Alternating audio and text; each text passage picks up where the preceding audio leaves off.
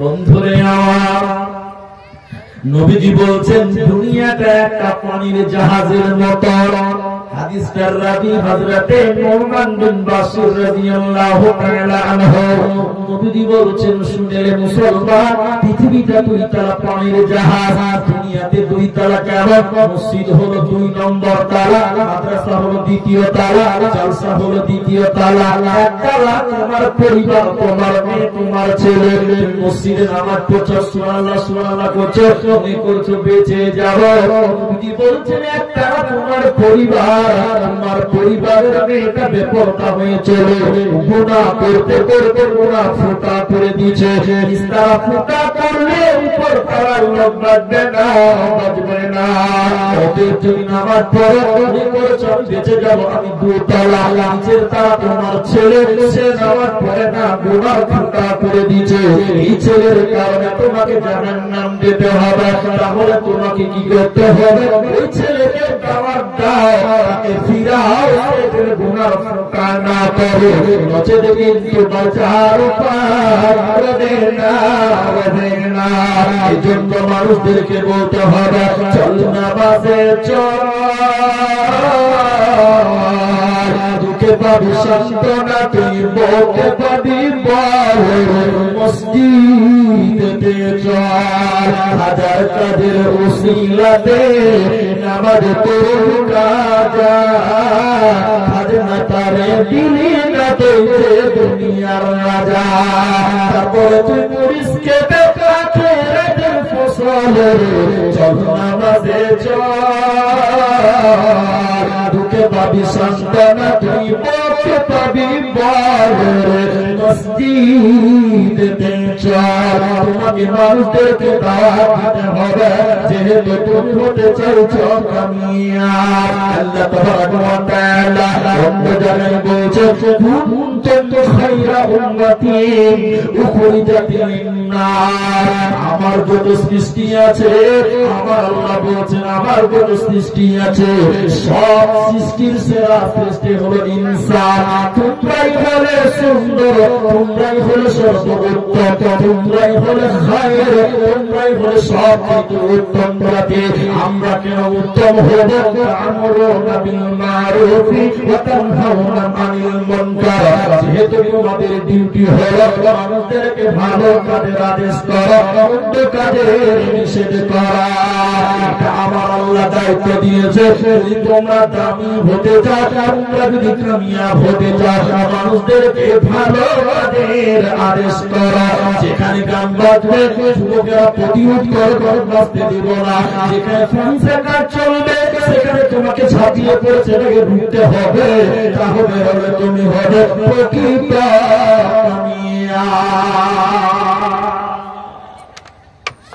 একটা ইউনিট তৈরি করেন, ইউনিট। এখন আপনারা বলুন, একটু দেখেন আমাদের যুবকদেরকে দাওয়াত দিচ্ছি। যুবক তরুণ, আমি পাঠ তুলি না,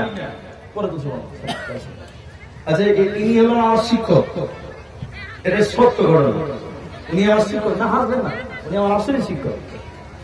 তো কারি সাহেব আমাকে কেরাত শিখাতেন, না বলে পারলাম না তাই বলছি। তো উনি আছে সামনাসামনি বলছি, তাও আমি যখন ওনার ক্লাসে পড়তাম, তো আমি নিজেকেই বলছি ওনার ক্লাসের আমি খুব ভালো ছাত্র ছিলাম না, তবে কেমন ছাত্র ছিলাম সেটা বলি। আমাদের ক্লাসে যত সাথী বন্ধু ছিল সব ছাত্রের দায়িত্ব আমার ছিল, যে লেখাপড়া যদি ওদের ক্লাসে পড়া না হয় দোষটা আমার হতো। প্রতিদিন মাগরিবের পর আমি আমার ব্যাচের ছাত্রদেরকে নিয়ে 3 তলা সাথে নিয়ে কেরাত শিখাতাম। তো মোটামুটি ছাত্র ছিলাম। তো উনি আমার সামনে এসে আজকে বসে আছে, একটু ভয় লাগছে কিছু আবার ভুল বলবো নাকি। যাই হোক, তো আমি যে কথাটা বলছিলাম আপনাদেরকে মাঝখানে কেটে যাচ্ছে। যুবক তরুণদের আমি পা উঠাই না দেখাবার জন্য বললাম, সমাজে কত ফাংশন হচ্ছে, কোনটা দেখবেন কোনটা দাওয়াত দিবেন। একটা টিভি যদি 17 জায়গায় লিক হয়, আবার একটা টিভি যদি 17 জায়গায় লিক হয়, গ্যারেজ মিস্ত্রি বলছে ভাই আর টিভি চলবে না, চেঞ্জ করতে হবে। তা আমাদের 99 জায়গায় লিক, ইন্টারনেট তালিম খুঁজে পাওয়া মুশকিল। যুবক অবস্থা করুন। মেয়েদের ব্যাপারে শরীয়ত বলছে, নবী বলেছেন হে মেয়েরা তোরা কাপড় পিনবি টাকনুর নিচে। এইটাকে টাকনু বলছি আমি, আপনারা বোঝার চেষ্টা করেন।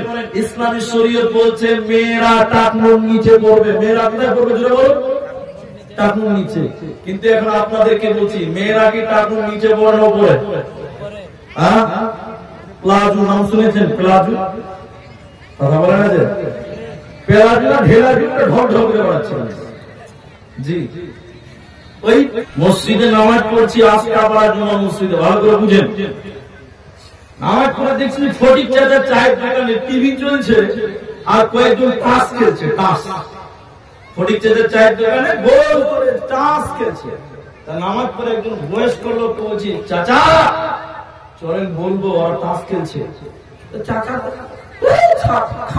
কি ধারণা করে শুনবে না, উদাস দরকার, খানকা ধারণা হবে কি দরকার, মানে দিনের ব্যাপারে অবহেলার শেষ নাই।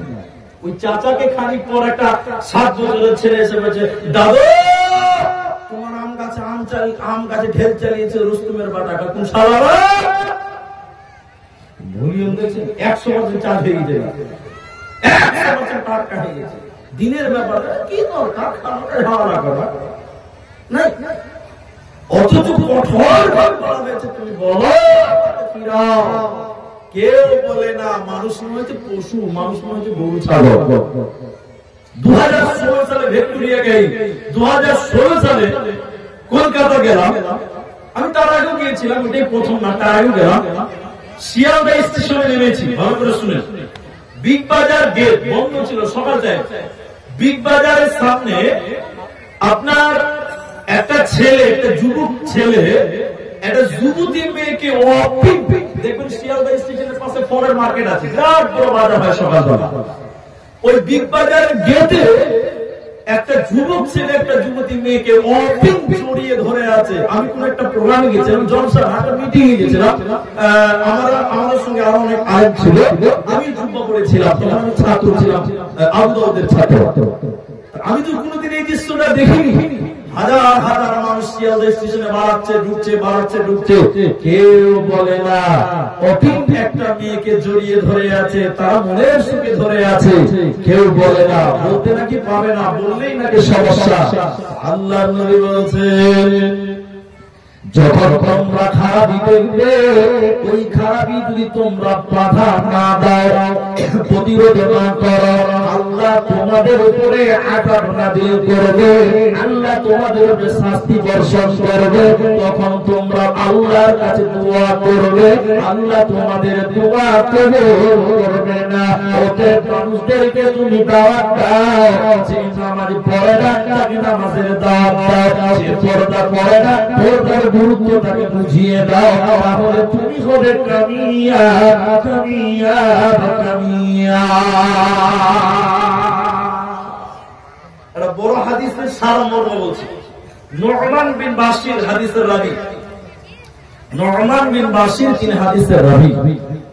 তো কি হলো, আল্লাহর নবী বলছেন দুতলা জাহাজ। আপনারা পানির জাহাজ দেখেছেন? পানির জাহাজ দেখেছেন? দুতলা পানির জাহাজ, ভালো করে বুঝুন, সমুদ্রে চলছে। নবী উদাহরণ দিচ্ছেন এটা। তো উপর তলার লোকেরা নিচে এসে খাওয়া দাওয়া করে, জাহাজের সিস্টেম ক্যান্টিন নিচে আছে, খাওয়া দাওয়া করে উপর তলার লোক উপর তলা চলে গেছে। ভালো করে বুঝেন, নিচতলাতে আর জল নাই, পানি শেষ হয়ে গেছে। হাজার পানিতেও পানি পিপাসা লাগবে, লাগবে কি লাগবে না? লাগবে। এবার নিচতলায় একটা লোকের পানি পিপাসা লেগেছে, পানি খেবে, এবার পানি তো নিচে না উপরে আছে। এই নিচতলা লোকটা উপর তলা দরজা আওয়াজ করছে, ভাই দরজা খোল, পানি খাবো, দরজা খোল, পানি খাবো। আচ্ছা কেউ যদি ঘুমায় তাহলে তাকে জাগানো যাবে, কিন্তু কেউ যদি জেগে জেগে ঘুমায় ওকে জাগানো যাবে? চোখ বন্ধ করে আছে, আমি খবরদার শুনবো না, কি আমার সাথে তাও ভালো, এই ঘুম ভাঙবে না। লোকটা পানি খাবো, দরজা খুঁজে শেষের বেলা একটা কুড়োল নিয়েছে। কুড়োল বুঝেন? তোরা যখন দরজা খুলবি না আমাকে তো বাঁচতে হবে, পানি তো খেতে হবে। কুড়োল নিয়ে এরকম করে করেছে, বলছে ভাই দরজা খুললে খুল, নাহলে পানির জাহাজের তলাটা ফাটাবো, তো সমুদ্র থেকে পানি বের করে খাবো, তার তারা ঠান্ডা করবো। আচ্ছা বলুন, তুই যদি খালি জাহাজের তলাটা ফাটিয়ে দেয়, তুই একলা মরবে না লোকরা মরবে? সবাই বলবে না বাবা, সবাই মরবে, 17 গোষ্ঠী শুধু মরবে।